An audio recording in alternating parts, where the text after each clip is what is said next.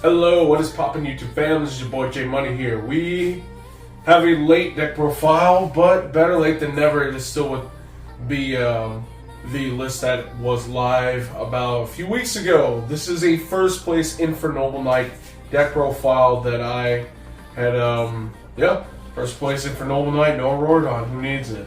There is a lot to cover in this 60 card list. There is some changes that I would like to make, and I will explain that in the deck profile as well. So with that being said, guys, let's go ahead and get started with the deck profile because we don't have it may take a lot of time. Alrighty folks, on with the deck profile. I will say that it is likely going to be of a similar nature as the Bro deck, the Brave Rocket Orchis deck, which I will end up essentially doing separating it by engines. So first, we have still the best normal summon in the deck, being just rip, hand traps out of your opponent's hand, or at least dig for him, fish him out, and see what your opponent does. If they don't, then you get all the hand knowledge, and we know what hand knowledge does in this game. Next, we have 3 Oliver and 1 Renaud. Renaud is not necessarily a monster that you kind of want to see, not in this build in particular. You don't want to drop it early. If you drop it early, then that means you're not really going to have a very fruitful combo at the end. Because if you're dropping Renaud early, right, before you're even getting off your full combo, then that means you have one less DDR that to go around. Okay, so I do want to add an OG Air, and I will let you know exactly what I plan to cut for an OG Air for potential like other things like Phoenix Enforcers still, and that and the like. So we're starting with our typical fire stuff. These is what's going on right now. So we have 2 Flints, 2 Red Layers, and 2 Gear Freaks. There seems to be power in 2s, especially if you want to not open too many, but see them enough times to where they always come up when you do see them. So it is nice. I do want to bump Gear Freak to 3 because it is just an amazing negate at the end of the day for monsters. Now we're gonna add the good stuff. So 3 Doppel Warrior. This has not changed. There have been Infernoble in the list that started incorporating Doppel Warrior, finally. But, they're only playing one of it and they're trying to summon it off his old. They're more than welcome to do that, right? But I don't know if that's the best way to go about this deck, you know what I mean? I feel like you still want to access, like, more specific tuners than summoning Doppel. Because I know if they're doing Doppel, they're doing Metal Marcher plays, right? It makes Metal Marcher way more consistent. But then you're needing like level 1 extenders, which Oliver is about the only one, and or Vylon Sphere. So it's like if you want to maximize your chances of having the level 1 tuner or access to help for said level 1 tuner, you need to be playing things like the Crusadia Arboreas and things like that, up to that nature. And I don't know, it makes it more, how should I put it? You're way more reliant on Isolde resolving, and maybe that's what I have a problem with, is the Isolde now has to resolve way more. It's way more important to resolve it doing it that way. So now we're going on to some of the powerhouse engines that make this deck really go. So we got a Hero Lives, a Stratos, and a Vion, and double Mally. Right? So with this Hero Lives, it essentially gives you combo. It gives you 3 bodies, right? You get the Stratos, which you get the Vion, you normal summon it, and you send Mally. So you have your Zold access right there. Next, you're playing Arm Knight, which is typically the card you're going to summon off of his old 9 times out of 10. Sometimes you will summon Doppel Warrior, depends on what's in your hand. But other dark targets that you're going to end up sending with Arm Knight it can be Mally, but you also can send Plague and Deshrudo. Now, one of the things I do want to There is other things I do want to add in here that I may end up testing later. But another engine, of course. We're still playing Triple Teleport because it's just too good not to play. And we are still playing the Reflector, Assault Beast, and Assault Mod Activate. Based on our earlier combos earlier in the year, you know why we play them. It is a easy Baron. It's easy Baron access, and it can get you. It can summon Charles, going second into a board. It can summon a lot of things, based off your level modulation. Ooh, this light. Hold on, let me turn this on. Let's see, can I? Let me plug this up. Get this turned on, Luis. Maybe I can eliminate that that glare. Sorry, guys. There we go. Now let's try and get rid of the glare. Oh, hold on. Nope, it's still there. Oh well. I'll try and keep it out of the way. Let's see. Yep, Soul Mode Activate. Yeah, I need something to stop that glare. For sure, but it's fine. Anyway, guys, these three are what I'm considering cutting over these, because for starters, anybody notice that Dear Note's a warrior? You can link into a soul with this thing, which is kind of crazy. You can sync with their level 3 targets for help, or you can sync with again the Shroudo or Plague Spreader to make a power tool with them. It's very flexible. This is only good if you already have let's say how should I put it? This is only with teleport.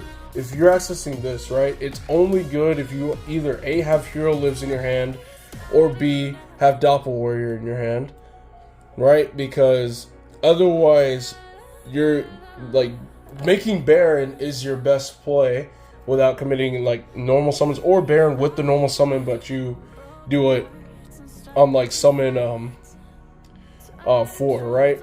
Because you summon this and then you eat Telly, and then you summon Vion, and then you summon Beast back and make it a level, it's automatically going to be level 5.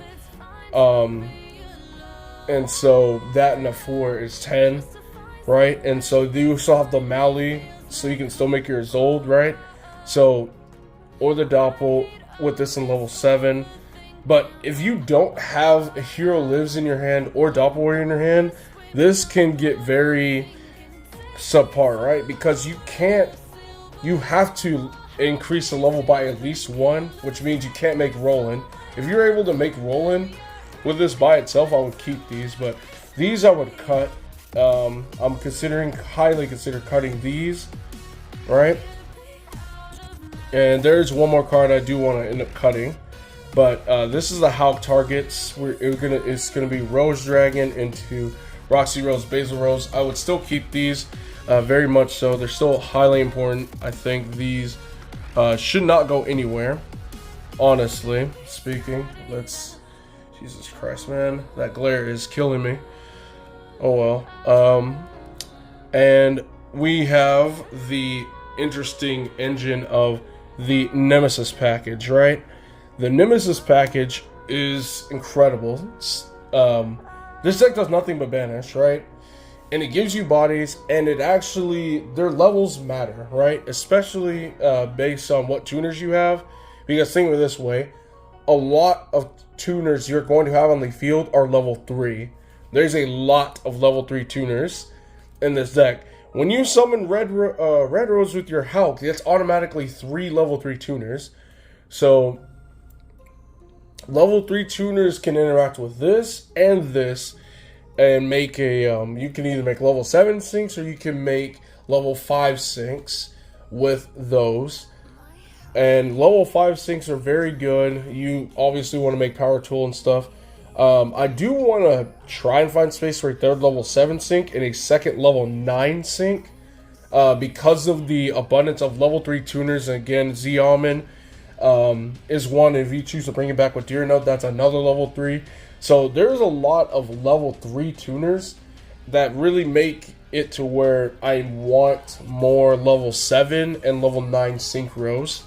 I often find myself wishing I had another level 7 sync and another level 9 sync all the time, especially during that tournament. But rounding off the monsters, we have Scythe. This card, it's kind of nuts, right?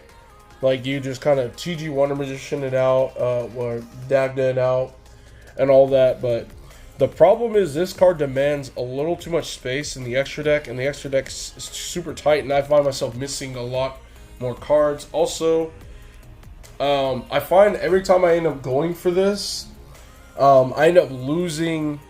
I have to sacrifice a lot of resilience. Like, let's say I can't put up as much board presence when I go for said Scythe. So if I do get dropleted, which I have, it's way easier for my opponent to maintain hand resources because I don't have that much presence because I sacrifice a lot of it just to make Dagda and the Scythe. So I would end up cutting the Scythe as well. So 4 cards I would cut would be these, and then I would add like a third Gearfried, a Renaud, or no, an Ogier, like Ogier, right? And then I would add in a Shadow Mist and a Mass Change, or Mass Change too. Sometimes you do just end on that Dark Dimension Soldier.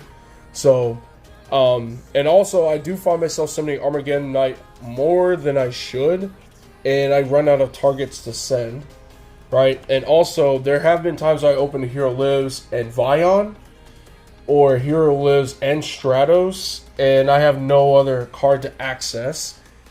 Or I would already have like the Mali in hand, right? I would already have the Mali in hand, and I have nothing to send for like Vion. Like, yeah, you can send Stratos, but why would you do that, right? Shadow Mist, it's a dark. You can access it with Armor. You can summon it from the banish. You banish a lot of cards. You summon it, you add, and you Dark Law your opponent. Dark Law, I feel like, is going to be like incredibly good. I feel like if you Dark Law somebody, it's almost the same as scything somebody. The only difference is your opponent has to, like, they can't even droplet under a Dark Law, right? But Dark Ruler, they can still Dark Ruler you, which is kind of unfortunate. But if you're going for that round, I'm pretty sure you're ripping multiple cards from their hand anyway. So with spells, we are going to do Heritage. We're still playing a ton of equips.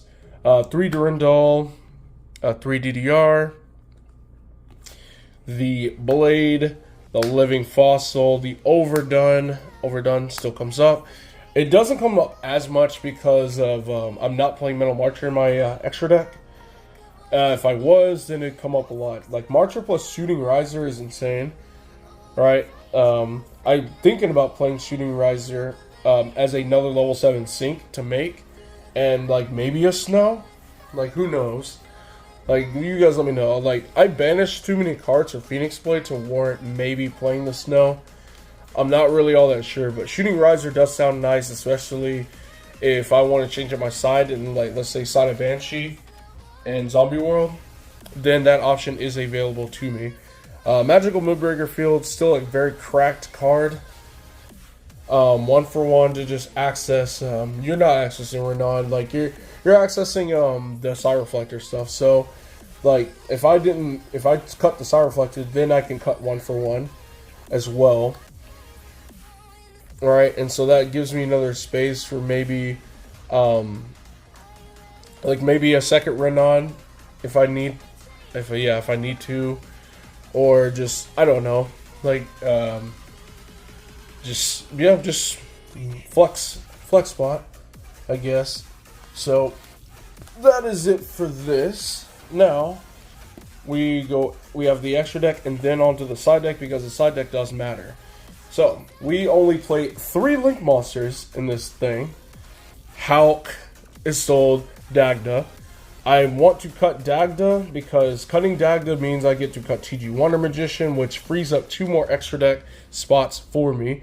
Extra deck space is too tight, and again, I want to make space for another level 7 sync, which could either, a lot of times I find myself wanting a Dawn Dragster in my extra deck, or Shooting Riser. Depends on what I want to send. So, of course, with Dagda comes TG Wonder Magician. Again, I really want to cut it. Baron, you can easily access it with E-Tilly for Side Reflector package and Wonder Magician and stuff. It may be a little, it's still very consistent even without the Side Reflector package and without these, because of the Rose Dragon stuff. You sync with power tools. 3 and 7 is 10, you know, easy math. Arclight. Arclight isn't as consistent as I would like it to be, because I'm not on... Oh, man. I'm not on Cupid Pitch, right? If I was on Cupid Pitch, if I had more ways to... Let's see. The only ways I can consistently summon Arclight is if I have access to Doppel Warrior and a Plague Spreader, or a level 3 tuner, which is all over the place, and level 1s, right? So what are my level 1s? Renaud and Flint Ladies. And the tokens. So Renaud is typically a tuner. You may or may not open these because they're 2s, and you may not open these. Like, this is a 3 of, sure, it's fine. But so essentially, if you don't have access to your Doppels or your Flint Ladies, let's keep it a buck, then you are probably not summoning Arclight, which kind of sucks, right? Because I do like Arclight. I like it a lot. I mean, Renaud can make Arclight, right? Because but like with Renaud, like, what, you have this, and the only other way your only level 3 is what, the Nemesis. Yeah, the level 3 Nemesis, and yeah, that's it. Everything else that's level 3 in this deck is a tuner. So Arclight isn't the most consistent, but I really still want to play it, right? The problem with Arclight is the fact that in order to consistently do it, I have to play... You need those Mecha Phantom Beast tokens, so... who knows what the future holds for Arclight. TJ Hyper Librarian went into this a lot. It is still very, very good. It gets you into more and more gas to put up an even stronger board. And if you open Teleport and Doppel Warrior, you can make Librarian very quickly before you even go to your full combo. But just you can draw an insane amount of cards with this. Like, you can draw easy, like 3, 4, 5, 6 cards a lot, because if you have the means in your hand, you can make this very early. But new edition, Dark Dimension Soldier. This card is extremely good in this deck now, because the deck is revolved more around looping Armageddon Knight a few times. Again, you can summon back your banished Arm Knight that you banished off Phoenix Blade. You can summon back your banished Plague Spreader. You can summon back a banished Shadow Mist if you are playing said Shadow Mist. The dark monsters you're summoning are very... How should I put it? They're not useless. They're not just bodies, right? They serve a specific purpose. The Plague gets you into more synchros, and you can make a power tool with the Dark Dimension Soldier in the resummoned Plague, and then the Plague can then summon Charles off of that power tool that you synced it to. So that is a 1-card Charles plus an equip spell that you may need. So it is very, very good, especially if you plan to play Shadow Mist. This card gets summoned a lot. It gets summoned way more than I give it credit for. Roland, if you're not summoning Draco Sack for tokens, you may struggle summoning this monster. I speak from experience. It is still very much needed, especially if you are trying to go and hit Scythe, right? If you want to equip to a Charles and pop your said Scythe, you kind of want multiple avenues to make sure you can pop it in case your opponent has like Droplet or something in their hand. Charles, still extremely good for establishing a targeting lock, a whole target immune board and graveyard. The only thing that you would need would be like to have an OGR, like an OGR somewhere, so you can equip that as well, so it's destruction immune, so you don't lose Phoenix Enforcers at all. We have an Omega for level 8, Savage for level 8. I have found myself wishing I had another level 8 Synchro, but I don't really know what other level 8 I would play, honestly. And so we have double power tool, and then we have our Draco Sack to overlay with the 2 power tools for Mecha Phantom Beast tokens. I did not go into this once. I thought I would end up going into it a lot more, but the truth is, I always found myself rather keeping these on the field and using a Plague and one of the power tools for a Charles, so I have a guaranteed Renaud summon. Because if you go into the Draco Sack, making a Charles gets a lot harder. So this is another one of the cards that I would consider cutting. So look at these, look at this, 3 extra deck spaces have just been freed up right there if I choose to cut the Scythe and all that, but one will be a Dark Law, so that leaves 2 spaces. And I've said many times I've found myself really wanting a second level 9 Synchro and a third level 7 Synchro, so I would play either that Wolf Ultra Rare level 9 Synchro, or I'll play Shen. It's probably going to be Shen, let's be honest. And the other card would be a Shooting Riser. I don't know what I would send off Shooting Riser, but if I don't want to play Shooting Riser, then I'll just play Dawn Dragster. Like, maybe, like, it's a negate. It's a spell trap negate, so it's still very good. But I find myself desperately needing a second level 9 and a third level 7 Synchro. And I have found myself wishing I had another level 8 Synchro that I can end on. But don't really know what I could end on, right? I mean, I could summon Dragite, but that's a spell trap negate, and I don't. And Hulk typically stays on the field, but you know, without these other cards, I wouldn't. The only way I would be able to pop a Hulk would be to equip a card with Charles, which may not be a bad thing. The Dragite, I don't know, as a level 8 Synchro seems kind of lackluster. You know, maybe Ogre would be good. I don't know. But that's it for the extra deck, guys. Now, we're going to move on to the side deck. So, we have 3 Dark Ruler and 3 evenly matched for combo / back row. Back row isn't too much of an issue right now. Infernoble can kind of power through it a little bit, depending on what floodgates are available. If you just summon a Charles, you can kind of deal with almost anything. And then these are important. We have 3 crossouts and all the cards that you don't really want to get hit by, right? Nib, Ash, and the last card, Dimensional Barrier. You see how many Synchros are in this extra deck, guys? Look at this. How many Synchros are in here? Look at this. This doesn't really count. 1, 2, 3, 4, 5, 6, 7, 8, 9, 10. That is 2/3 of your extra deck. That is the bread, butter, meat and potatoes of your strategy. If they call Synchro, you lose. Period, point blank. So, yeah, you don't want to get hit by a barrier. So even if you're going second, I would still side these in. I would side the Droll because people are playing Drolls because of decks like Despia. It's a little bit more important to resolve your Isolde over your Hulk. I mean, if your Hulk gets stopped, that does kind of suck, but you're still kind of good, at least in this build, because you can just make a Dagda and still lock your opponent out anyway.